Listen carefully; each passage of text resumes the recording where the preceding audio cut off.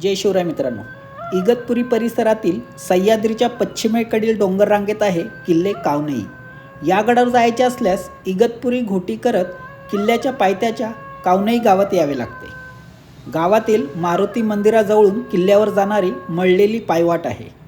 या पायवाटेने 1 तासाच्या चालीनंतर आपण किल्ल्याच्या प्रवेशद्वाराजवळ पोहोचतो।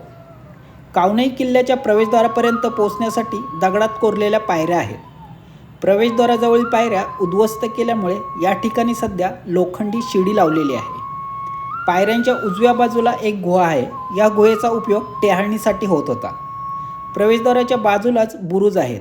प्रवेशद्वारातून आत शिरल्यावर उजव्या बाजूला पहारेकऱ्यांसाठी देवडे आहेत। तिथून पायऱ्या चढून वर गेल्यावर आपण गडमाथ्यावरती पोहोचतो।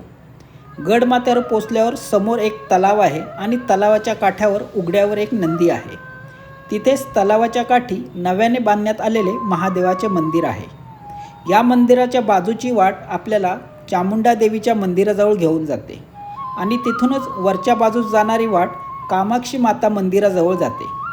ही तिन्ही मंदिरे तलावाच्या काठी आहेत। तलावात अनेक मासे आहेत। मंदिराच्या मागच्या पायवाटेने चालत गेल्यावरती एक कातळात कोरलेले टाके दिसते।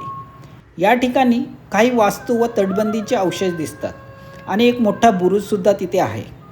गडावरून आपल्याला पूर्व पश्चिम पसरलेल्या सह्याद्रीच्या रांगेतील अलंग, कुलंग, औढा, पट्टा, त्रिंगलवाडी, कावनई, हरिहर, ब्रह्मगिरी, अंजनेरी हे किल्ले दिसतात।